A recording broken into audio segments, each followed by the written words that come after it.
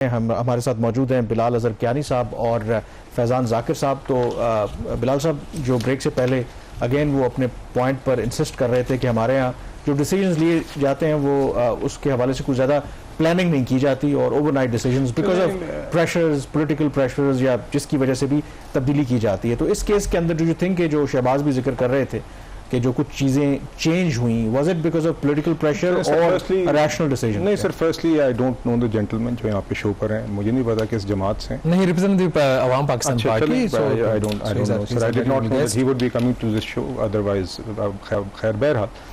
दूसरी बात ये जी कि देखिए, प्लानिंग ना होती, प्लानिंग का फोरसाइट या प्लानिंग का इशू होता तो आज जिस तरीके से हमने पिछले एक साल मैक्रो इकनॉमिक स्टेबिलिटी की है, ये मुमकिन ना होती। ये इंसाफ की भी और दीगर और लोगों की शायद तवक्कुआत थी, शायद उम्मीदें भी थी कि ये स्टेबिलिटी ना अचीव हो। सबका ये ख्याल था, जो लोग बाहर अपोजिशन में, उनका ये ख्याल था कि पिछले एक साल से ये इस तरीके से ये धड़ाम करके मईशत गिर जाएगी। पिछले साल दीगर लोग इसलिए हाथ उठा रहे थे हुकूमत लेने से कि उनका ख्याल था इस तरह की मैक्रो इकनॉमिक स्टेबिलिटी, इन्फ्लेशन को काबू करना, IMF का प्रोग्राम चलाना मिनी बजट के बगैर, IMF का प्रोग्राम बोर्ड से गुजरवाना जंग के दौरान खासतौर पर मुमकिन नहीं था। तो ऐसा नहीं है। There is planning and there is foresight, but yes, there is at the same time flexibility. If there is room for course correction, there is room for improvement. Prime minister साहब भी हमें हिदायत देते हैं और हम उसको करते हैं। दूसरी बात यह है कि जी आप 1 जुलाई के बाद अगर आपको समझ आज 1 जुलाई आ गई है, हम बिल्कुल बिलीव करते हैं कि कंटिन्यूटी ऑफ पॉलिसी होनी चाहिए। हम इसीलिए बार बार 5 साल का जो एक पाथ है उसकी बात करते हैं। हाँ, पहले साल के अंदर हमने रेगुलेटरी ड्यूटीज़ के अंदर इस हद तक बिल्कुल हमने ड्यूरिंग दिस बजट प्रोसेस हमने एक दफ़ा ज़रूर बैठ के ट्वीकिंग की। देखा हमने कि टू इंश्योर कि अगर कहीं पर भी लाइन बाय लाइन रिव्यू में ऑफ द टैरिफ लाइन्स कहीं कोई गुंजाइश रह गई है कि हम कंज्यूमर प्रोडक्ट्स और फिनिश गुड्स को पहले साल में थोड़ा सा कम उस पर कट हो और रॉ मटीरियल्स और इंटरमीडिएट्स पे ज़्यादा हो, ताकि जो प्राइमरी हमारा ऑब्जेक्टिव है कि हम प्रायोरिटाइज करें अपनी एक्सपोर्टिंग सेक्टर्स को और इंडस्ट्रियल ग्रोथ को, वो हमने जरूर किया। बट शहबाज साहब, बात यह है कि 5 साल के अंदर, ये पहले साल की हद तक है, 5 साल के अंदर और overall major tariff reduction has happened across the board with the primary thrust on raw materials and intermediates. और 5 साल के अंदर ये ACD भी चली जानी है जी, RD भी चली जानी है और CD मैक्सिमम 15% रहनी है, which will be a major reform. So there is complete for this gentleman and other people, ये कंप्लीट क्लैरिटी होनी चाहिए कि दिस इज द पॉलिसी और इसके ऊपर बिल्कुल आप सुकून से बिजनेस अपनी प्लानिंग कर सकते हैं। अच्छा, नहीं, एक बात तो देखा आपने फरमाया कि हमने रॉ मटेरियल्स पे ड्यूटी कम की। 2 आइटम्स अगर आपको मैं बता दूं, जैसे गाड़ियां हैं उसके ऊपर जो RD थी, छोटी गाड़ियां 1300 cc तक, उसके ऊपर 15% से 10% RD कर दी गई। फिर इसी तरीके से जो SUVs हैं, जो बड़ी गाड़ियां थी, उनके ऊपर जो ड्यूटी है वो 90% से 50% कम कर दी गई। तो और समय उसकी जो आयरन एंड स्टील की कुछ तो सेमी फिनिश गुड्स, एक तो आपके रॉ उस पे सेमी फिनिश गुड्स के ऊपर, उसके ऊपर RDs कम हुई है। तो ये कुछ ऐसी इसके अंदर देखिए, सेमी फिनिश तो अगेन इंटरमीडिएट में आ जाते हैं ना जी, तो इसलिए हमने करना है। But as a matter of principle कि क्योंकि RD को आपने 5 सालों में 0 पे लेके जाना है, तो इसलिए पहले साल के अंदर उसको कम से कम मैक्सिमम को 50 तक लेके जाना है। तो एनी RD जो कि 50 से ऊपर थी उसको 50 पर कैप किया गया है।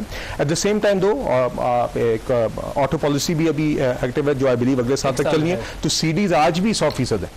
दैट्स माई अंडरस्टैंडिंग कि CD आज भी 100% हैं।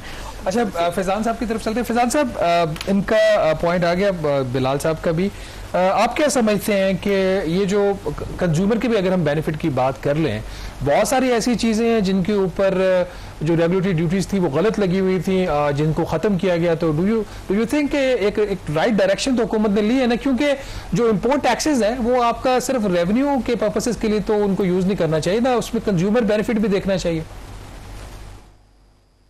जी बिल्कुल, कंज्यूमर बेनिफिट देखना चाहिए, लेकिन at the end of the day आपने अगर कंपेटिटिवनेस करनी, हमने कंजम्पशन लेड ग्रोथ नहीं करनी। तो कंज्यूमर बेनिफिट सोच के ही तो इन द पास्ट आपकी पॉलिसीज डिजाइन की गई कि चलो ये इस साल एक बूम आ जाए, काम चल जाए थोड़ी देर और फिर आगे देखी जाएगी। तो ये जो एक्शंस है ना, ये दिस इज मैंने एरिया कि आप कंज्यूमर बेनिफिट जरूर देखें, लेकिन उसमें आप अपने फंडामेंटल्स, अपनी जो नेसेसिटीज हैं उसको देखें। आप ये देखेंगे जहां पे रेगुलेटरी ड्यूटीज कम की हैं फैजान साहब, साथ ही जो करंट अकाउंट डेफिसिट का जो टारगेट है वो बड़ा रीजनेबल रखा हुआ है। कोई इसमें ऐसा एक्सटर्नल सेक्टर के ऊपर कोई एक्सपेंशनरी पॉलिसी गवर्नमेंट की मुझे तो एटलीस्ट नजर नहीं आ रही, अदर देन कि टैरिफ के रिडक्शन जो है इसका इंपैक्ट है वो डेफिनेटली 1 साल बाद असेस होगा।